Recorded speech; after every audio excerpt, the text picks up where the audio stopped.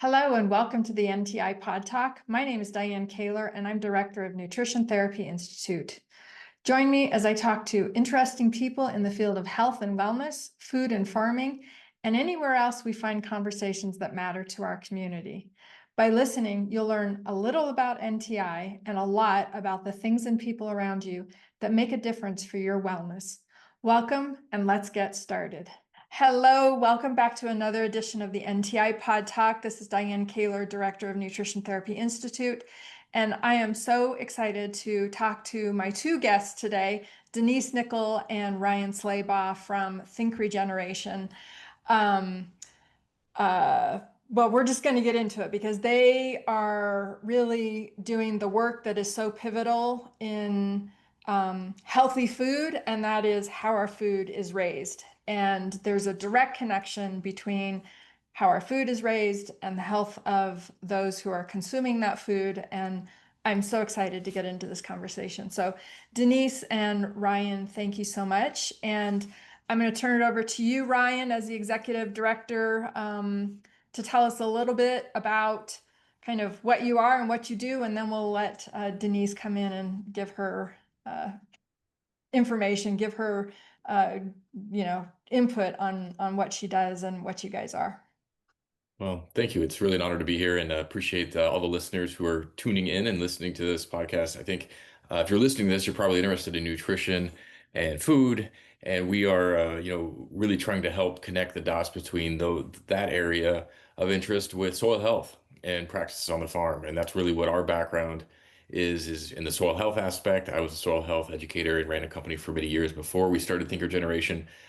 We saw farmers and ranchers who were trying to farm with qualitative metrics in mind, who are around soil health and soil biology and biodiversity and carbon sequestration and all these different topics that were really hard to do and accomplish because the practices had gotten out of practice. Literally, we've kind of forgotten how to farm with nature, and Mm-hmm. so we are creating programs around the country to help both incentivize those types of farming systems that have positive health outcomes, positive environmental outcomes, and positive social outcomes, and try to create really new economies of scale around those through startups, businesses that we help create to connect into markets like chefs and prescription food programs.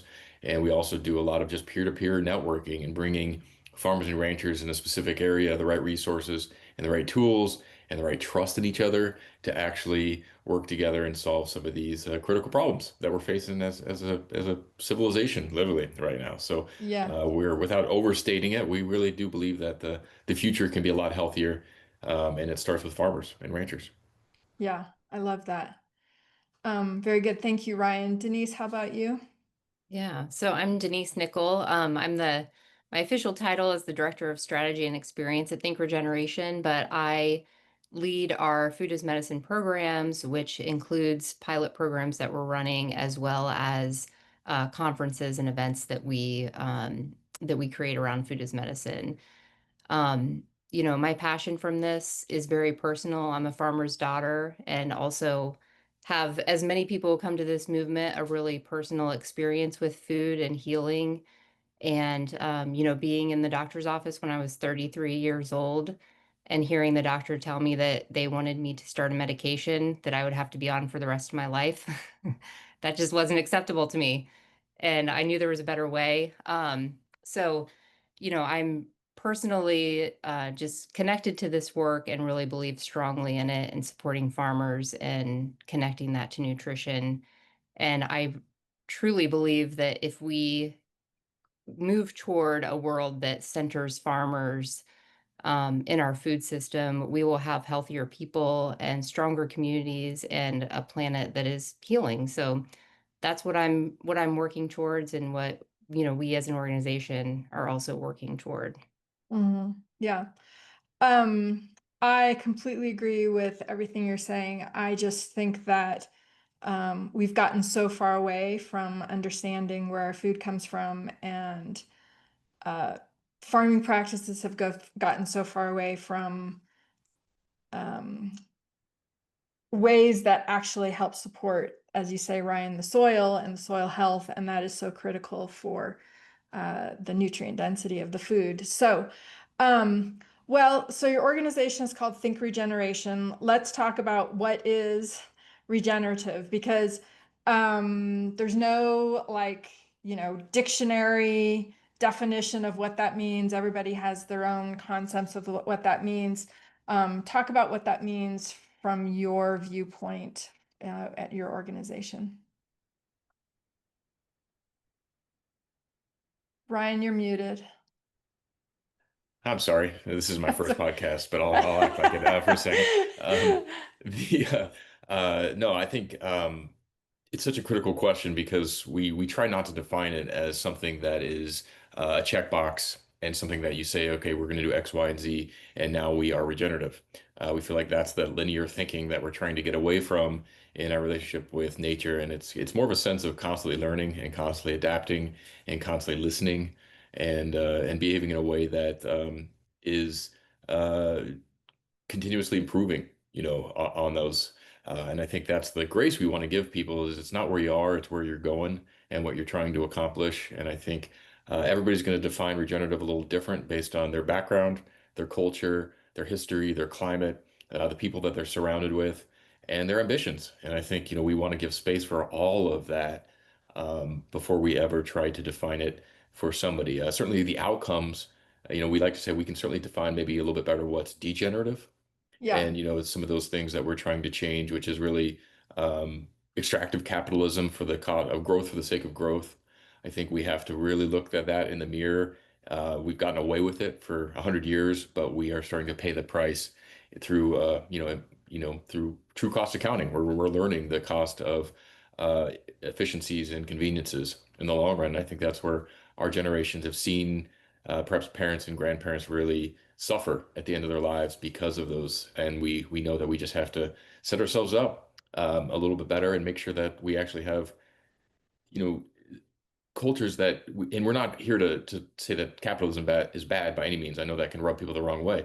We're just saying that we have to attach some values and morals to the behavior to really get the outcomes that we're seeking. And I think that's apolitical. That goes across the spectrum, which is one of the exciting things that we're seeing today is there's very few things that can bring people from diverse backgrounds and political spectrums together, but health and food is one of them, and farming.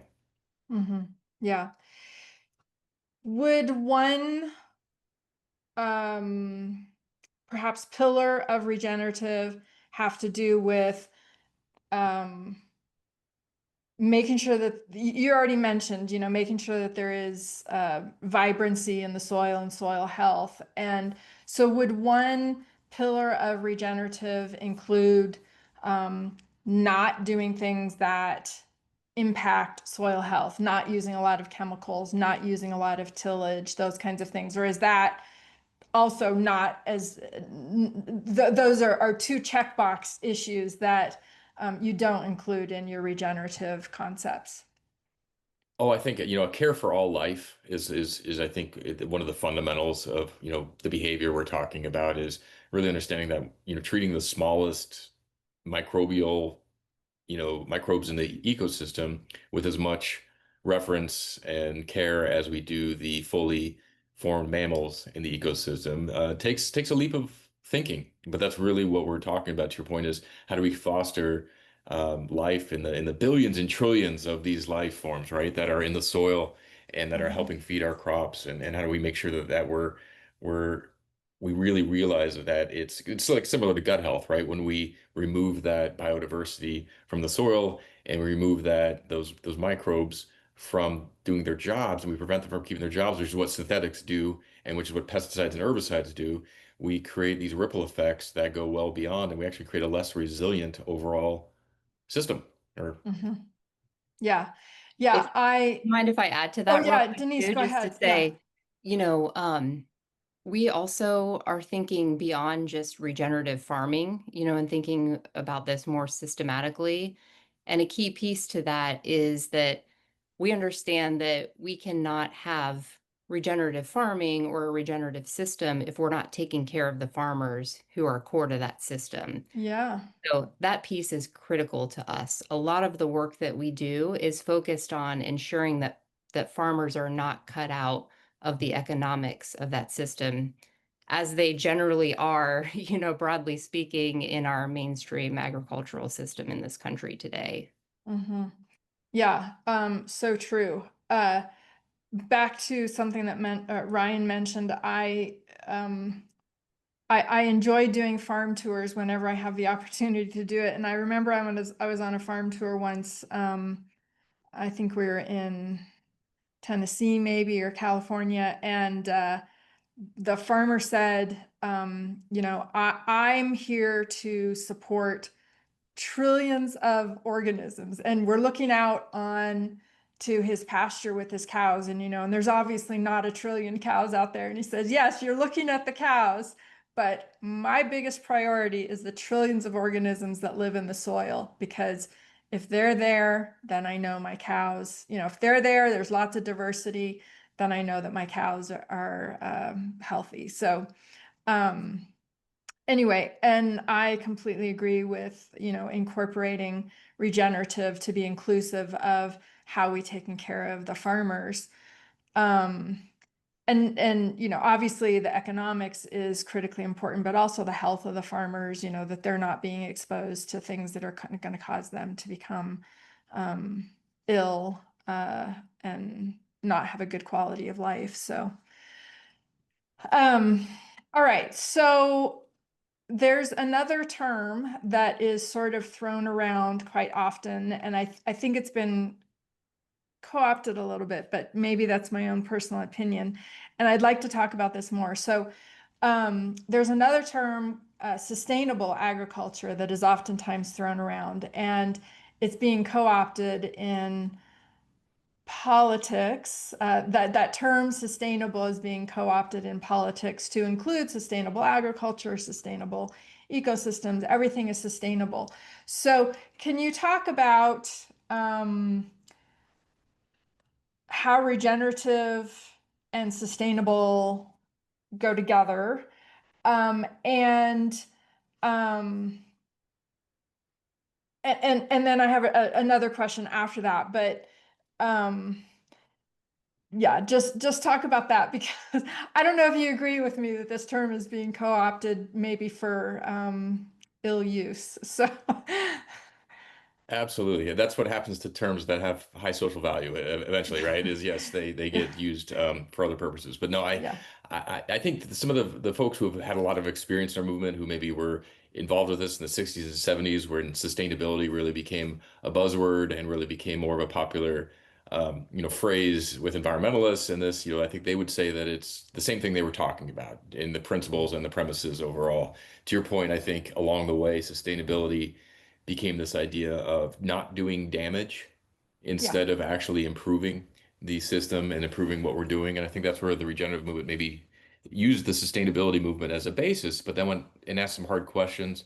Jeff Moyer, who was one of the early founders of the Rodale Institute, or one of the last executive directors of the Rodale Institute, he always had a funny saying where he would say, you would never describe your spouse or your partner, your relationship with them, as sustainable. That wouldn't be an answer that would actually make them feel good about what you're doing. And so like, why would we want our relationship to nature to be in that same vein of sustainable, especially when we've done so much damage over the past 50 or 60 years that right, sustaining it doesn't make a whole lot of sense. So yeah, that's a little nuanced question, but yes, I appreciate the chance to I don't want to alienate anybody who's 100% believing in the sustainability movement and has been a part of it. hmm They certainly were standing on their shoulders, absolutely. hmm hmm Well, yeah. So part of the reason why I bring it up, and again, as you say, I'm not trying to get too far into the weeds here, but I do think it's important to acknowledge that um, within this environment of sustainability, there is becoming a growing movement to eliminate animals, from agriculture. And, there's these large multinational agreements and efforts to reduce consumption of animal foods greatly. And even, there's one, the C4 Cities plan, looks to completely eliminate animal foods from the food system by 2030 in 5 years, both meat and dairy foods. And so, my concept of, or my understanding from my discussions with farmers and others is that in order to be regenerative, which is actually improving the health of the soil as one of the components, you have to have animals on the land. And because animals are an important part of that cycle of making sure that the soil is healthy and there's the biodiversity.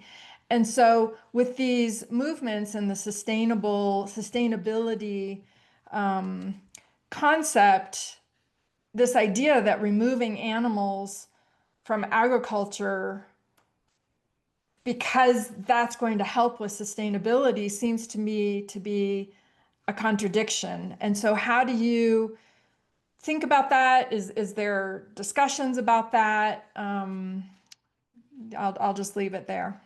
It's I'll let Denise tackle this one too, but I think, we always like to say it's the how, not the cow, is the short, bumper sticker slogan is, and there's so much education that's needed, and consumers have been just run through the ringer on labeling and been Mhm. blamed for everything from ruining the climate with their food choices to ruining their bodies with their food choices. And I think there's just a sense of like they just want to do something different than what they have today. I think there's a sense of there's also only one way to raise an animal to quote unquote feed the world, that we really have to work and educate folks that we do not have to torture animals and put them Yeah. in confined environments to feed the world. That is a purely economic and business decision, not out of necessity. And so Mhm. we can, where they purchase their beef from is one of the most, or chicken, or whatever meat, is one Mhm. of the most powerful acts you can do in the food supply because of that. You're gonna, what behavior do you want to reward? So, no, it's a critical question. You're exactly right. We need animals in the ecosystem. Again, like where are you going? Are you eliminating life from your environment, or are you encouraging life from your environment? And Mhm. which dog are you feeding? And let's make Right. sure that we're feeding the right dog on that Yeah. front. So, Denise, I know this is one that comes up a lot in our world. Yeah, it is. And I mean, I think um this question and really like all of the marketing, I do think it's very intentional marketing that's been put into this, into is really a scapegoat that's used to divert our attention from the core issues of climate change, and a way to give people a feeling that they're addressing something without having to address the core problems. And again, I don't blame this on individuals. Mhm. This is a systematic issue that we're Mhm. facing. Mhm. Um, you know, every time I see a study come out, there was one several months ago about the link between eating red meat and diabetes. And it always leaves me with the question of what kind of meat are you eating? That's How is right. that animal raised? Because we know there is research out there that shows us that we do get a different nutrient density profile in that meat based on how the animal is raised.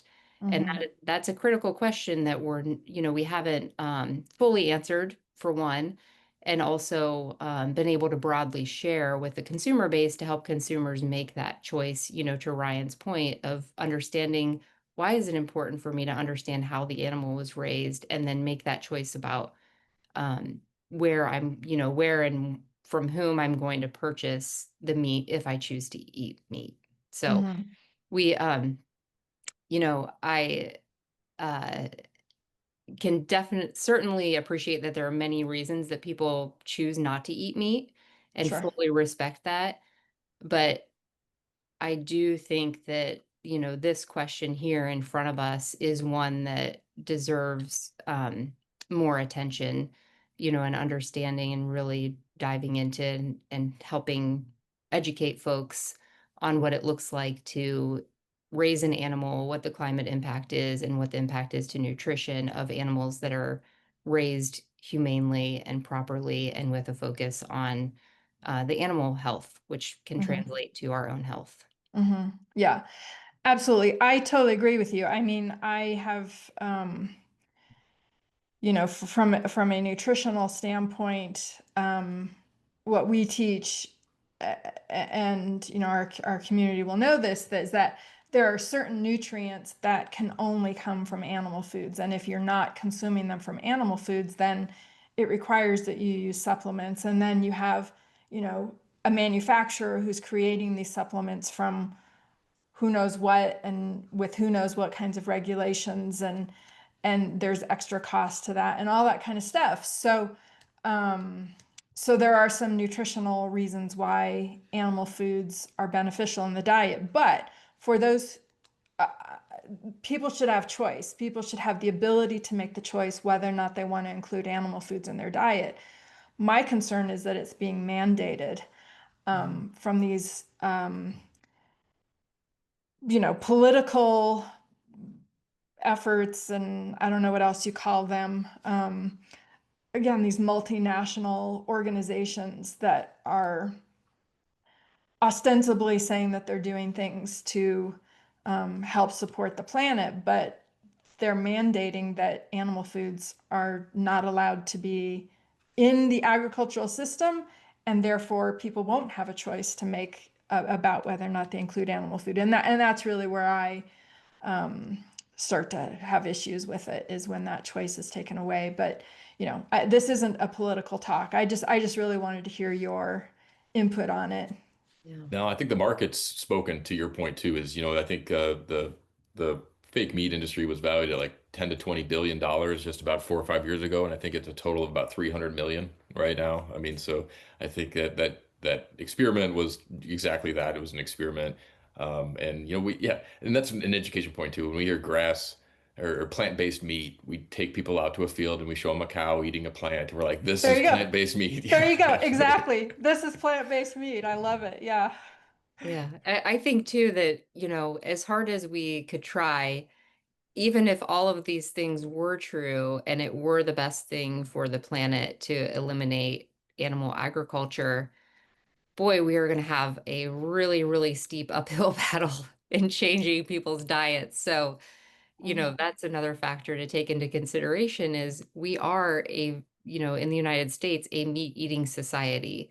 So Mhm. how can we help folks make better choices, There you go. um, in those decisions? Yeah, absolutely. All right. Well, so you introduced the topic, Nicole. I sort of expanded on it, and that is that there are real nutritional implications from, obviously, from the foods that we eat that have to do with the way the foods are raised. So, you mentioned that you have seen research. I have as well, but probably you have it more readily available on the top of your tongue. Like, what are some of the nutritional benefits that you have seen in the research, even though it may not be as expansive as necessary and as complete as necessary? What is some of the research that you've seen about the nutritional benefits of differences in the way animals are raised, and maybe even plants are raised or Mhm. grown, I should say? Sure.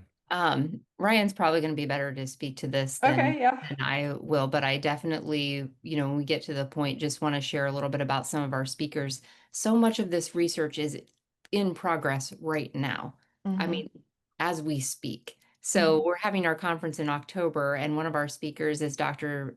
Stefan Van Vliet from Utah Yeah. State University, who's doing so much of this research into the connection between soil health and human health. And we were talking through some of the work that he's doing right now in analysis. And he was like, "Wait, when is the conference?" I said October, and he was like, "I think I'm going to be done by then." So literally, like right now, they are Yeah. working on these pieces. Yeah, Ryan, what would you have to add to that? Well, I think we have to close the variability in nutrient density in the food supply for us to ever get a baseline of what food can do for us. And I think that's the real challenge that we're having even in the healthcare world, where they're like, we want to prescribe healthy food to people. Well, what is healthy food? We literally Right. don't know the answer to that question Yeah. exactly. And health is such a hard thing to determine with a single element. You Mm-hmm. can't, right? You have to take Mm-hmm. multiple measuring sticks. And so I think that's Mm-hmm. kind of where we are. I mean, our partners at the Bionutrient Food Association are showing variances up to 300 times in the food supply between like a spinach leaf. And so if you can imagine either having to eat 300 spinach leaves or one, is could to get the same nutrition is and satiation is remarkable. And I think that is really frustrating too, right? Knowing that you might have a good blueberry or you might not, and there's no Mhm. really understanding of that at the consumer level. You can't just tell on the shelf necessarily. And so I think those Mhm. are all breakthroughs that are coming. I think the science is backing up everything we've talked about from the quote unquote sustainability movement around soil health and the need to maintain soil. Is without that soil health, there is no capacity for nutrition. You can do as much as you want, and you might be able to really inject a lot of nutrition through a high, a synthetic system. We're not saying you can't do that, but it's going to be wildly expensive to do it that Mhm. way, and still, and you're going to need to do more inputs every year to get those same results. And so, the Mhm. idea of, yeah, that we're learning. Um, bricks is something we talk about a lot, and just we work with farmers around the country just to start to understand what is the potential for their crop to have nutrition. It certainly won't give us the exacts or give us any idea of exactly how nutritious it is, but at least it allows them to go, okay, this year I have more capacity for nutrition in my systems than we did last year, on Mhm. average. And I think that's really what we're trying to get back into the aggregation, the distribution systems, the grocery stores have a huge role to play in this. They can't just be marketing and selling. They actually have to educate too. It's part of their mission, it's part of their goals. And Mhm. I promise you, an educated consumer is a more loyal customer. And that's what we're trying to get into grocery stores. And we're seeing a lot of small mom and pop grocery stores really breaking ground. They're doing amazing work on educating, like why magnesium is important to your health and what vegetables have magnesium in it and these types of things that just we are so far from really having in our education systems or in our even doctors aren't taught this. And so we really have to figure out, we need leaders from all fronts coming up and saying this is um, real, this is happening, we're learning together, and this is how, why we believe it. Definitives, I don't think we can get in trouble saying this was exactly how to do it, Yeah. but I think all indications are pointing that we're on the right direction. Mhm. Yeah. And there are a couple other things that play into this. One, again, I hope you don't mind my plugs here. But in October when we meet, we're going to be on a farm where their focus is farming for nutrition. Mhm. That's what they are focused on. They also Mhm. have a personal connection to, health and wellness. Mhm. We'll have another farmer who's going to be joining us from Georgia, who is also farming for nutrition and has the nutrient density research and data to show along with that. Mhm. But more importantly, we have, and I guess the other thing I want to add real quick too is, Sherry Hess, who Mhm. went through your program at NTI, who focuses on flavor and the connection between flavor and nutrition. We are in our bodies, we're a piece of technology and we can help ourselves to understand what the nutritional profile is. If something is flavorless, it's not likely to have much nutritional benefit to us. Right. Right. Yeah. Right? When we experience something that is really flavorful, we can assume that along with that comes some nutrient benefit. And it's a Mhm. variation, but one of the things that we've done at events that's a lot of fun, Ryan mentioned the bricks testing, is have our participants taste something, let them know what the range is for the bricks measurement on, an orange, for instance. And then we ask them to rate it. And their their rating based on what they're tasting, as a group collectively gets really, really close to what the actual reading is in that bricks reading. So that helps us to understand. Again, so much of this right now, we are learning so much. We don't have all the answers, but we continue to learn. And that is what we are bringing into the conversation too, is we really want everyone who's interested in this to have the opportunity to start to learn how we are starting to connect the dots and make all of these connections and what it looks like to be seeking out food that is nutrient dense and contributing to more health. Mhm. Yeah. Um, what is I mean, I agree with you that there are challenges in coming up with exact numbers of nutrient quantification in certain foods, whether they be plant or animal foods, because there are so many variables that go into it. How much sunlight did it get? How much water did it get? What's the soil microbiome? And you can have different soil microbiomes, on farms or next door farms, or a farm down the street. What are some of the other exposures? How long was the growing season? I mean, there are so many variables, and this becomes a problem in nutrition education because we're providing guidance about what are the reliable food sources of certain nutrients, and we're pulling information off of USDA or whatever analysis, and they're reporting a number, some quantity of a nutrient of a one-time, single view of a single plant, or maybe a couple of plants that they're then aggregating. But then you have someone come and they say, well, I saw that it was this, and they pull that analysis from some other resource, and they could be widely different. And so then you get into a situation, in our field where people are like, well, you don't know what you're talking about because that food doesn't actually have that amount of nutrient, or vice versa. That food that you're saying has so much of that amount of nutrient actually doesn't. And I'm like, well, you have to understand, particularly with plant foods, but then of course, plant foods, the health of animals has to do with what they're eating, which is oftentimes plants. And it's just so hard to quantify that because of all the different variables. But I think generally what is being found is at least a trend towards greater nutrient density when plants are grown, and then animals who are eating those plants, when the plants are grown in a way that is emphasizing soil health and regenerative, and even if they're not using the term organic, but at least not applying huge amounts of destructive chemicals that's going to kill the microbiome and the biology of the soil, because it is that biology of the soil that enables the nutritional value of the plants. So, I mean, I don't know if you have anything to say about all that, but I'm just acknowledging that it is challenging. I think you're so onto it. I think that's where when we partner with healthcare companies, we really ask them to be at that level with us. Yeah. They want the prescription that they can write on the pad and hand to a patient, and that's just not where we are.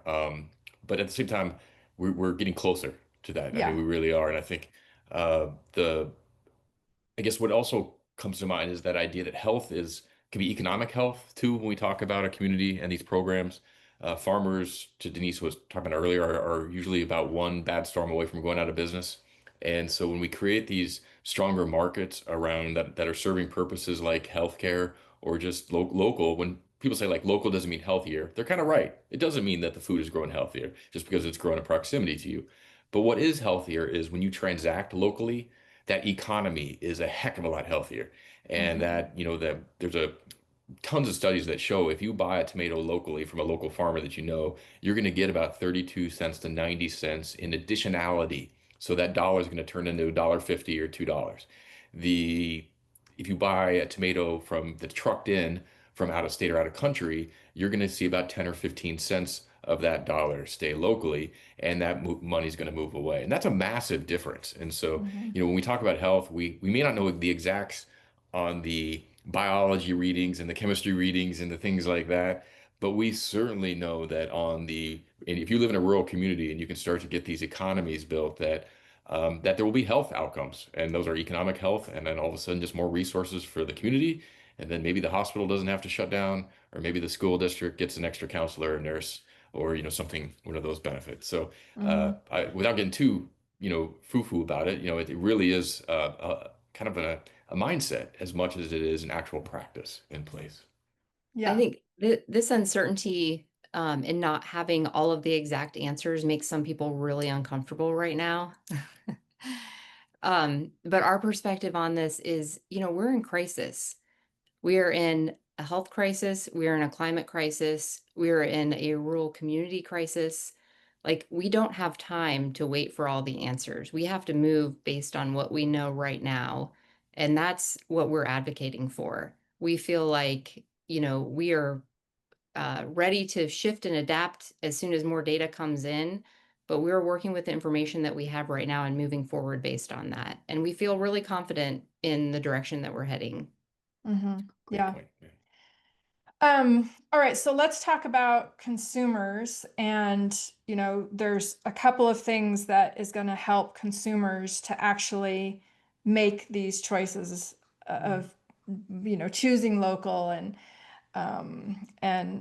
helping with their local economy and supporting their local farmers and getting more nutrient dense foods. And one of them is education, of course, and you're doing a great job of that. We're going to talk more because I do want to talk about your conference, but the other one is and there may be other things, but the things that I run up against is education, and we do a lot of education here. So that's very, that all of that education is very sort of flows off the tongue for us here. But um, where there's a lot of pushback is in affordability, because Mhm. regenerative agriculture requires more human inputs, resources, labor, people actually hand weeding rather than using chemicals. And so,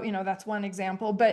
And so regenerative foods that are produced in a regenerative environment or regenerative way are going to be more expensive usually. And I don't know. I see that is the case. And this is the biggest pushback that I get, because when I recommend choosing foods that are raised, in a more regenerative way, and I hate to keep using that word over and over again, but it does help provide a framework for the discussion. I get a lot of pushback, and people say, well, that's just for rich people, and you're pushing an agenda that is only targeted to the elite and to the wealthy, and people can't afford it. And if they can't afford it, they're not going to do it. And in some cases, I get the, how dare you, because not everybody can afford that. So talk to me about that same pushback that you get, because I would imagine it comes to you as well. It's Wow. Yeah. Welcome to trying to do equitable programs in a hyper-capitalistic economy, right? Right, Yes, it right. is. When you put something out there with quality, people, it's a race to see who can pay the most for it, right? And Yeah, then they get that exclusive piece of it. And it's so hard in food to try to interrupt that cycle. Americans spend about 6 to 7% of their income on food per year. That is the lowest in the developed world by a lot. mhm. So some of that's by design that allows us to be amazing consumers in other aspects and be everybody wants to sell to Americans because we have all this free cash that we can buy this stuff with, right? And then food's a part of that. And that's by design. Like Yeah, actually the Center of Economic Development designed that program in the early 60s that said we're going to keep right, food cheap, we're going to get right. trade, and that's going to be the tip of the spear for us. And so Yeah, what that's done is it's made farmers have to farm like 5 or 10,000 acres because they can only right. make $100 an acre, Yeah, right? get On big or their get farm. out. Isn't that what they It's say? crazy, right? And so that's a rubber band that's just about ready to snap. Like these Yep, farms can't get much bigger.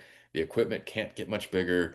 And we're just seeing the satisfaction of farmers. Like there's a reason they're quitting. This is not a fun gig to be farming monoculture 10 times. I mean, some of our farmers sit for 400 or 500 hours a year on a combine just to harvest right, their fields. I mean, it's right, just unbelievable that what the toll that is on your body and your mind and your spirit and all of that. So right. we have to figure out ways to unwind that system, like decouple that system while we rebuild, this system concurrently around it. We're not, but yes, it's a really tough question. We need government support. We need philanthropic support to get this food into equitable communities. We're committed to doing it. We're working with the USDA program that just got eliminated, and we put about $1.4 million in local food into communities in need in Illinois in the last couple of years. That took support to get that to happen because of that price gap that Mhm. because we can't ask farmers to go out of business to support those communities either. That's not a Absolutely. fair Yeah. ask. So yeah, you've hit on it. We want to get a room arguing and fighting. Let's talk about food pricing. Yes, let's. Right. Right. Right. Yeah. And I mean, putting caps on food prices, that's not going to be helpful. I mean, there's so many things that I think are not helpful. Um, There's a and utility model that's might worth mentioning to your crowd that's out there. That's really interesting. If you think about how we pay for utilities, and utilities is kind of an established fundamental need that everybody has, similar to food. So if we look at electricity, what we've done is we've created municipal contracts with a energy provider, and then that energy provider is forced to provide equitable access to their electricity for that Mhm, community. mhm, And there's accountability there, and there's pricing accountability there based on use, right? That if you use a lot, you have to pay a lot. If you use a little, you don't have to pay so much. mhm, And we see that there's a lot of overlaps to how we could start to introduce those systems into our communities so that without taking the capitalism side away, but looking at how we actually do guarantee. If you took eggs, bread, and water, or a few staples that everybody's getting at the grocery store, and you created a utilitarian economy around those, that could be $1 billion market for farmers at mhm, that point. So mhm. The reality with this is, though, that our food system, why, it is so cheap because it's highly subsidized. That's right. There's Yeah, I was no going to say that. way Yeah, that we are going to move to a higher quality food system without some subsidies coming along with that. that's This right. is one of the areas that we're also really excited about, when we think about these food prescription programs, is that we are seeing health insurance companies um, peeking in. Most of them are running some sort of pilot, trying to understand food prescription markets and how they can get in because they see a financial opportunity and that serving food to people is actually cheaper, even at a premium price than serving medication to people. So there's an interest in the health insurance community of moving in this direction. And, it's unfortunate that we honestly don't have a good answer right now to help everyone who wants to access high quality food at a price that they can afford. This is the major challenge that we are working on through the food prescription pilots that we're launching. Mhm. Well, you brought up a topic that I want to understand more about. Talk to me about what food prescription means and what these programs are that you're piloting. Yeah. So, um, the term food prescription is very general, and sometimes you'll hear there are lots of different terms for it. You might hear produce prescription, food prescription, medically tailored meals. Um, they're all kind of aiming at the same thing, which is some sort of health outcome, but the programs are enacted in wildly different ways. From, in term, there are programs that, for instance, might hand a gift card to Walmart to someone and say, use this to go buy some produce. And there are programs that are, I think our program is probably on the exact opposite spectrum of that, where we are handpicking which farms, based on the quality of their produce, can have, earn that right really to be part of the food prescription program because of the quality of their food. What our programs look like are, very holistic. So they are based on food that is sourced from local farms that are regenerative and also using organic practices. They're focused on soil health and nutrient density. It's a year-long program, so all of our participants are engaged for a full 12 months in the program. They receive food either weekly or every other week. We are measuring health outcomes quarterly, and they are participating in nutrition and cooking classes every month, and that's a required part of the program. We see this as a partnership with the Mhm, folks who want to engage in this program and require from them, their commitment to make change as well. mhm, Our program is based on and in partnership with Fresh RX Oklahoma, Erin Martin, if you all are familiar with her, and she has, been running this program for about 4 years, specifically with patients with diabetes and they have seen remarkable health outcomes, including an average decrease in A1C levels of 2.2 percentage points and an average reduction in blood pressure of 13 points. So we, That's great. believe very strongly in this holistic program, and that is what we are, how we're designing our pilots right now. Mhm. So the prescription aspect is not a medical doctor giving a direction, or is it? Is it a It is in partnership with healthcare professionals, yeah. So okay? All right. we're working with the healthcare professionals to actually, it's a different kind of prescription. Sure. You don't have to take it to the pharmacy to fulfill it. You go to the farm instead. Right. But it is still very much, in the same way that you would work with your healthcare professional to get on medication. They present this opportunity, let them know kind of the pros and cons of it, what's required to, be eligible to enroll in the program. And then, we kind of take it from there and handle all of the other aspects of it, in terms of we've got all the logistics already set up to get the food out there.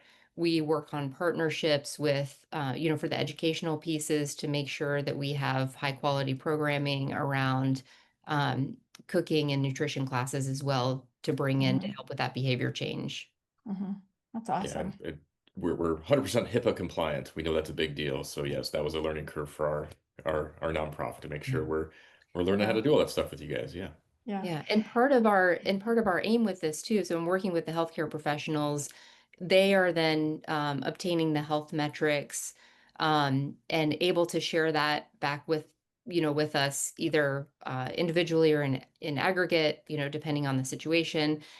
We are collecting and amassing that data so that we can start to develop, a larger data set to take to insurance companies to show them that this works and that this Mhm. has real health outcomes for people and that we are changing lives through their connection to food.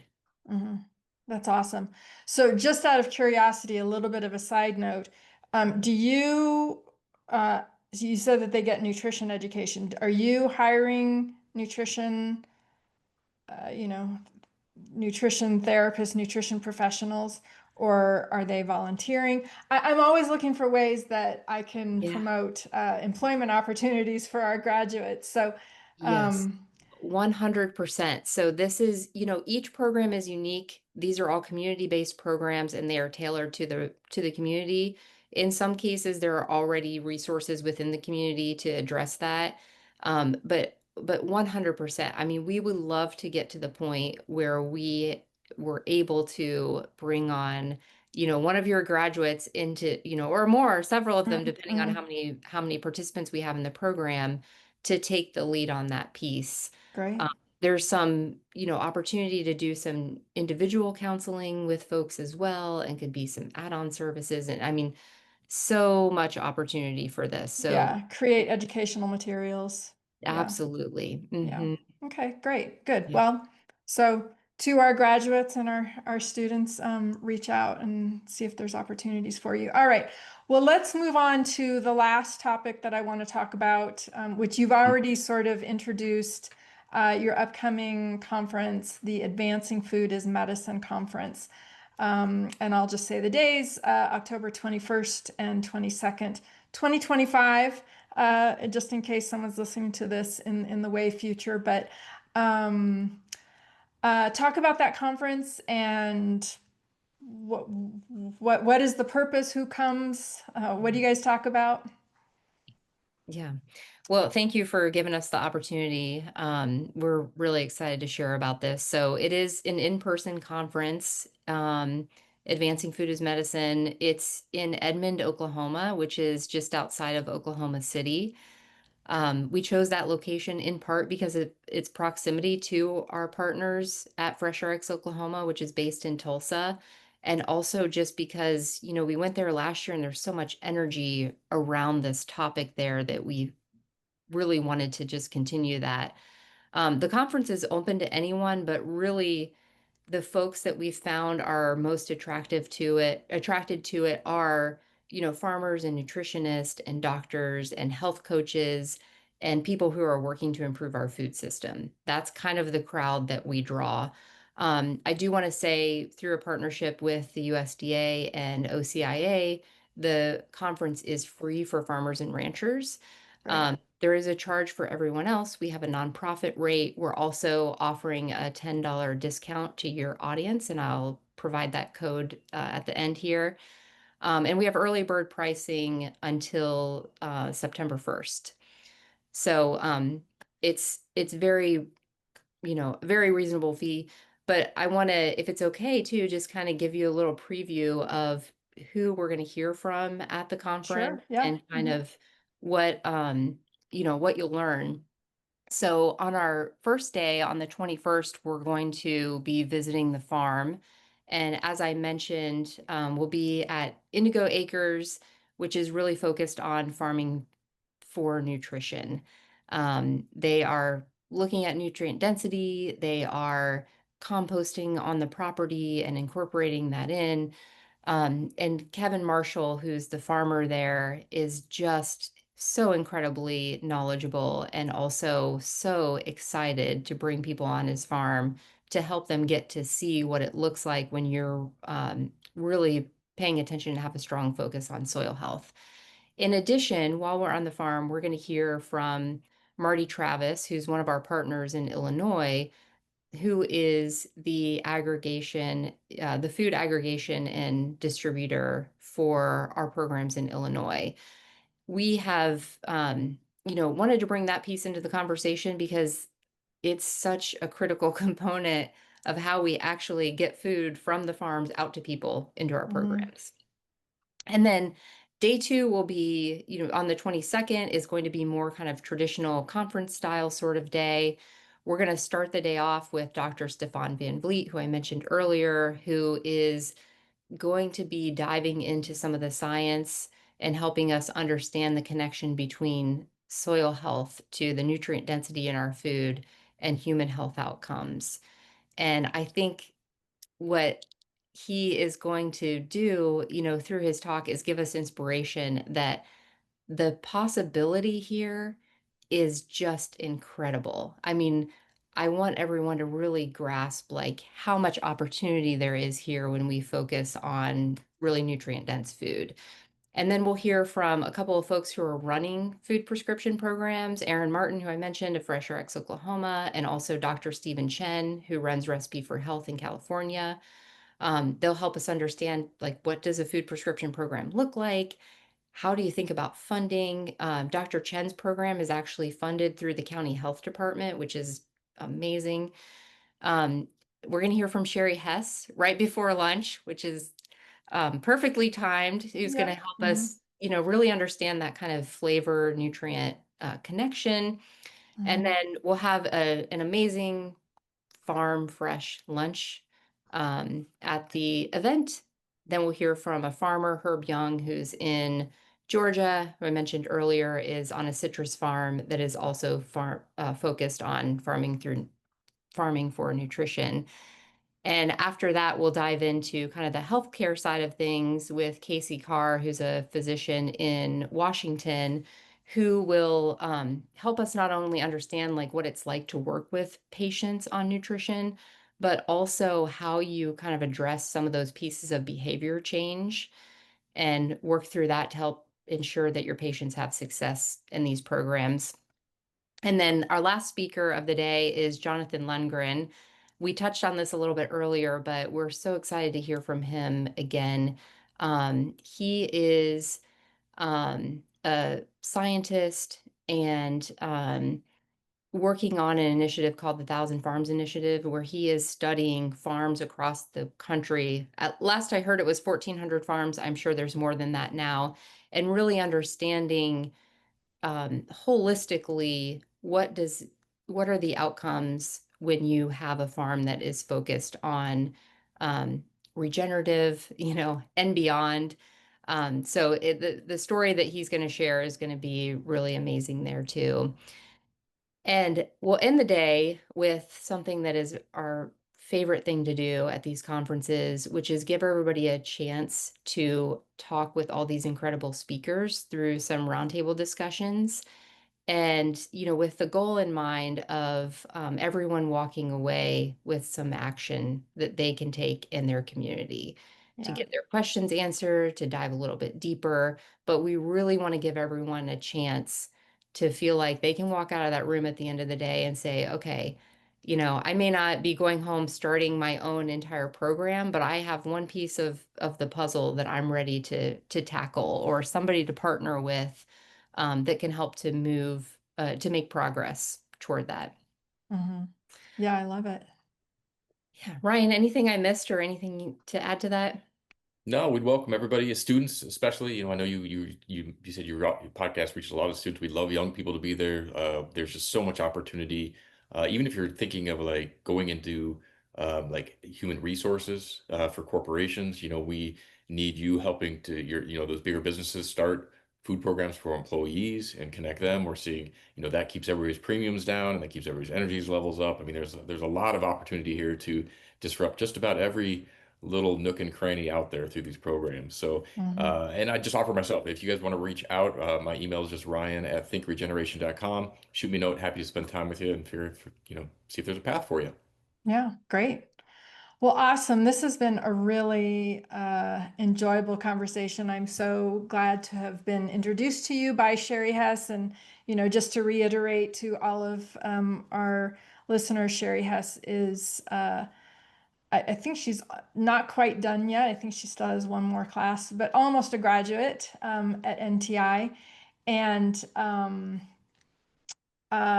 so she's part of our community, and her business is called The Flavor Remedy. And as you say, she's really interested in the flavor of foods and how that intersects with the nutritional value of foods. And so she's the one who connected us. And so, thanks to Sherry. And I'm really just pleased that I got to learn about your organization and what you're doing. It's an amazing body of work that you're creating and presenting. So I appreciate it. Well, Thank thank you you for the so much. opportunity. Yeah, Yeah. thank you so much for having us on.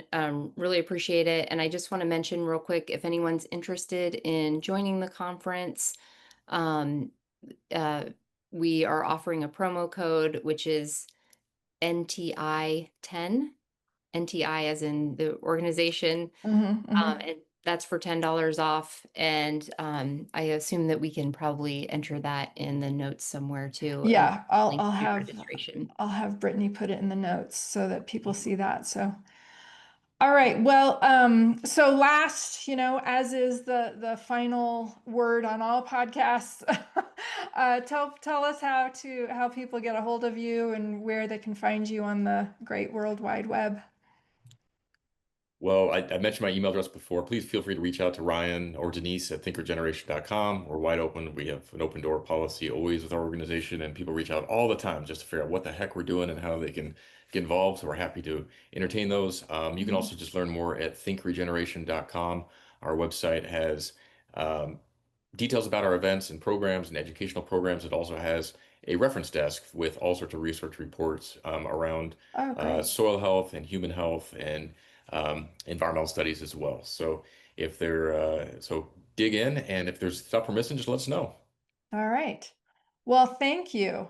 And with that, I will let you guys go and get back to your busy days. I appreciate this, and I wish you great great results from your upcoming conference. Well, thank you, Diane. Appreciate All it. right, So much, thanks. Diane. Okay, bye-bye. Hi, Dianne Kaler here again. If you found this conversation interesting and haven't already become a student at NTI, check us out at ntischool.com. We hope to see you soon.